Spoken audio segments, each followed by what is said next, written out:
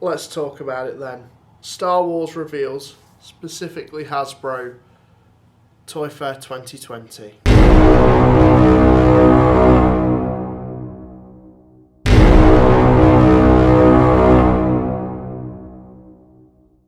So I watched the live stream for this. I know I'm specifically going to talk about Star Wars, but I caught it at the point when Marvel Legends was being shown. So just before the point where the Star Wars reveals were coming. I don't really talk about Marvel Legends that much. I own a couple, a very small handful, and they are great figures, and you can tell with those figures and that line in general, and with every Toy Fair, every New York Comic Con panel talking about Marvel Legends, there's a sheer sense of passion, care. It's like the team working on it actually give a damn about what they're doing and what the fans want. And you could tell that in the panel that they did, because the amount of reveals Marvel Legends fans got was insane.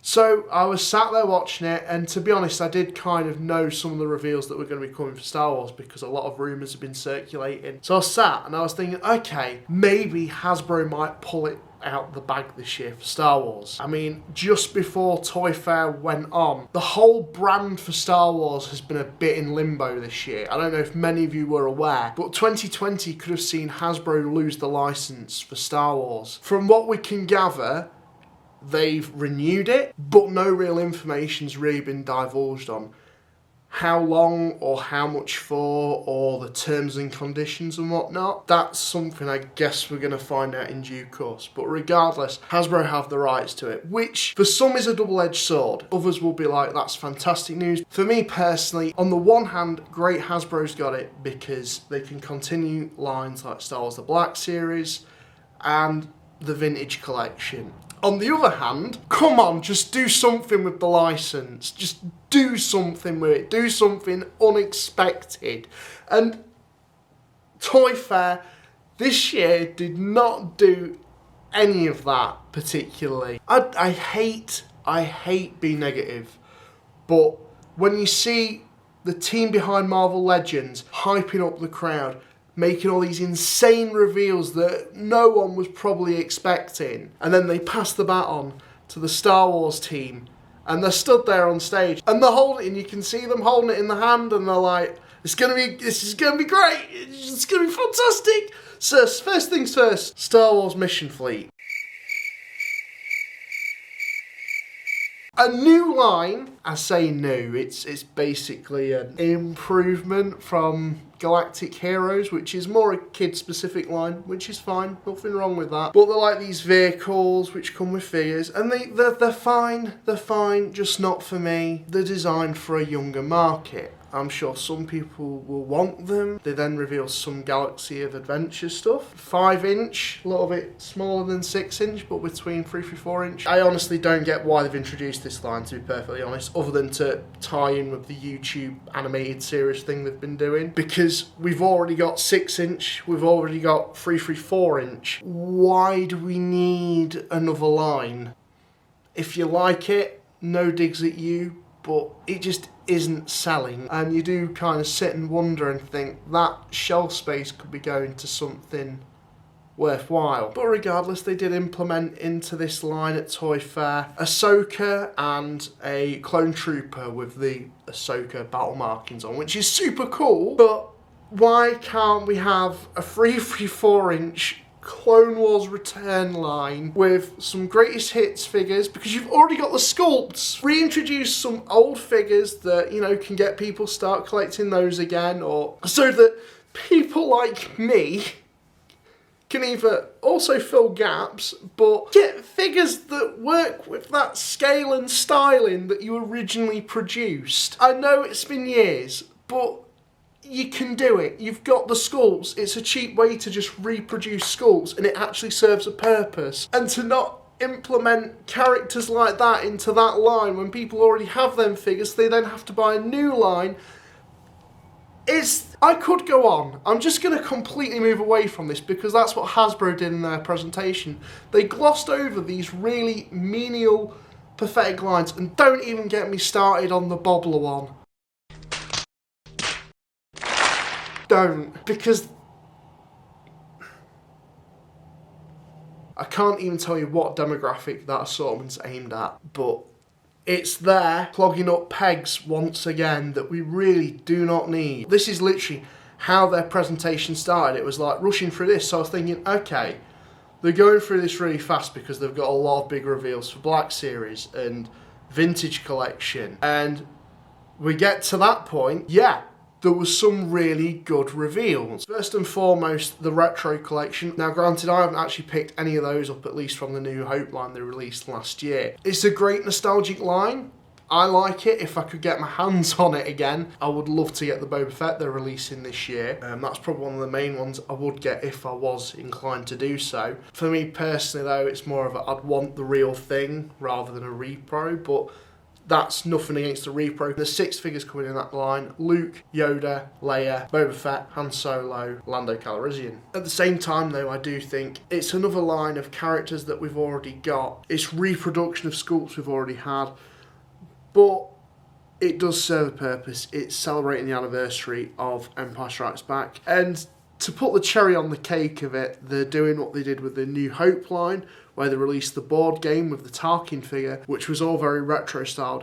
They're doing the same with that, but with the Battle of Hoth game, with a Luke Skywalker in Snowspeeder outfit, which is something that they didn't do in the original Kenner collection, which is always nice to see. Me personally, I'd probably be more invested in the line if they did more stuff like that. Characters that we haven't seen from the original trilogy, that didn't get original Kenner figures made, actually getting them made and put into production. That'll be really nice to see, and something I do think, if the line does continue, we'll probably grow onto. Maybe even doing prequel characters, new trilogy characters in that vintage style. I'd love to see that. If they did that, I'd be a bit more invested in it. You can definitely see why Hasbro's done this one, because they've seen a gap in the market, taking a bit of a leaf out of the book of reaction figures, which I must admit, as a side note, go for gastronomical prices. I think that's mainly due to the fact that they're not partnered with Funko anymore. They're more of an independent toy company. But yeah, those figures are really gastronomical, and I think the price point that the Hasbro ones are at are pretty fair enough, to be honest. With that being said, I will briefly touch on Hyperreal. I can't even really call it a line, but it seems like one figure a year almost. It's basically Hasbro's equivalent of a Hot Toy. But if you really want a Hot Toy, just save your money and buy a Hot Toy. I've heard the figures that Hasbro are producing for this line are great. The Darth Vader looks fantastic, but for me, if I really want a Darth Vader in that scale, I'd just save my money. I'd save my money and get the better version. So that's a flip side of what I've just spoken about, where I think in terms of this, Hasbro are trying to compete with other markets that it shouldn't even really compete with. I know for a fact that Hyperreal Darth Vader went on discount pretty quickly, and for this year they're doing a Luke Skywalker, so I'll be curious to see how well that one does. But I must stress that it's a line that they release like one figure a year for, and I know Sideshow and Hot Toys effectively does the same thing, but can it really work for a manufacturer like Hasbro? I don't really know. And I just do not understand why they're trying to compete or try and hit that middle ground market, because the middle ground market is really Tamashii Nations and the Bandai figures. It just seems like Hasbro, with a lot of the things, trying to replicate what other companies have done, when really they should just be focusing on the toy lines that have been their bread and butter for the past few years. Way before when the Disney acquisition happened. Because way before the Disney acquisition, we got some amazing figures. Characters that we can only really dream of now. And that was something that was keeping the line alive. Just getting main characters in different scales and outfits and styles every year. It's becoming really vanilla. It's becoming very, very dull. I think it speaks volumes with Black Series and Vintage Collection, which I better get on to now. Don't get me wrong, I'm really happy with the reveals for Black Series. Again, they're in the vintage card backs. Some of the character selection's a little bit annoying, given it's not been too long since we've already had them in the standard line, and they're still fairly easy obtainable. Off the top of my head, Lando Calrissian, Leia, and Han, they're 3 figures which are relatively easy to get. Although Yoda falls into that category where we've had him fairly recently as well, in the archive line. We're also getting TIE Fighter Pilot, which is a bit been there, done that. But again, it's a troop builder, so that's fair enough. Come to think of it as well, that R2 is really not that different. They've just grimed it up. That's it. A bit of weathering. And not as many accessories as the original. But with that being said, at least we're getting the absolutely stunning Hoth Trooper, and they've actually done something that I've always wanted to see them do, which was include accessories and things that could be used to customise your trooper, so you could, you know, buy multiple copies of that figure, but then swap bits out, change things over, just to give them a different look and to troop build effectively. That's something I've always wanted to see Hasbro do. They've done it with the Hoth Rebel Trooper, and I'm absolutely buzzing about that. But it is a little bit creepy that the head is inside the backpack. What's in the box? What's in the fucking box? But still pretty cool nonetheless. There's also the newly sculpted Luke Skywalker in Snowspeeder pilot uniform. This is a different figure. You look at it and think, maybe they've just used bits from the X-Wing pilot Luke. No, new, completely new. That gets a big thumbs up from me. And to go with that Luke, and probably one of the biggest reveals, and I don't know why they didn't reveal it towards the very end, because towards the end of the presentation they did, it was absolutely anticlimactic, but we'll get to that in a moment. Empire Strikes Back Snowspeeder in 6-inch scale, which Hasbro dubs as to being the biggest vehicle they've done. Methinks not, Hasbro, methinks not. Although I can see why you're trying to cover that dirt under the carpet, seeing as nobody bought that First Order TIE Fighter, given that you were retailing it at £200 and it quickly went to deep discount. So when they said that this was the biggest vehicle they're doing, first and foremost I thought, yeah, no, it's not the biggest because they've done the TIE Fighter.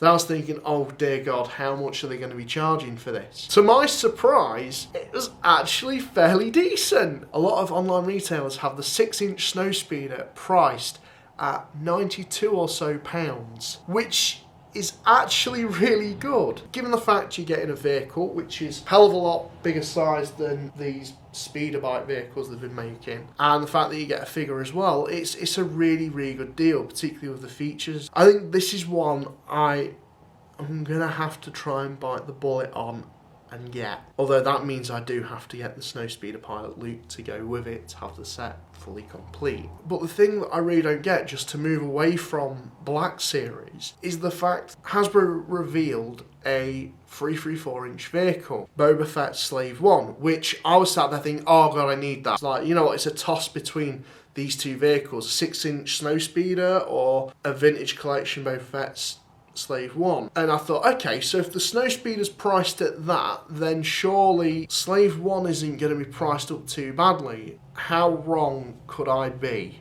£130 and you don't even get a figure, it's just the vehicle with the Hanning Carbonite, which I guess you could consider a figure, but I really want a Slave 1, but I cannot justify that price. If it came with Boba Fett, I'd be a little bit more like, maybe. Because I can see where the money's gone into it to a certain degree, you know, with the weathering on the back. But at the end of the day, it's just a repacked vehicle that we've had before. So for me, the Snowspeeder kind of won it just in terms of price point and just the various features it had. I don't know what it is, but it just feels like Hasbro are massively trying to kill their 334-inch line. I don't see why they can't release as much stuff as they can for Black Series. It's pretty beyond me. But just to wrap up Black Series, the last thing that they did reveal, Probe Droid, which we've all kind of known about because pictures have leaked of it. I would love to get that because it would go pretty nicely with my, turn the camera, little kind of Hoth diorama thing I've got set up here. It's not amazing, I know, but to have a little Probe Droid there, that'd look pretty cool. And it'd go with that nice, forget what they call these, but you know, them display figures that they made way back when of Luke. That'll look pretty cool there, I think. Comes with a nice snow display stand. I think that would really tie that together. It's a nice addition to the collection. I do like my droids, and it's a chunky figure. But that was really it in terms of 6-inch Black Series. In terms of 334-inch Vintage Collection, 2 figures got announced. Luke Skywalker, which granted we have been needing a more accurate Luke, but for some, at the end of the day, it's another Luke Skywalker. Last but not least, Gonk Droid.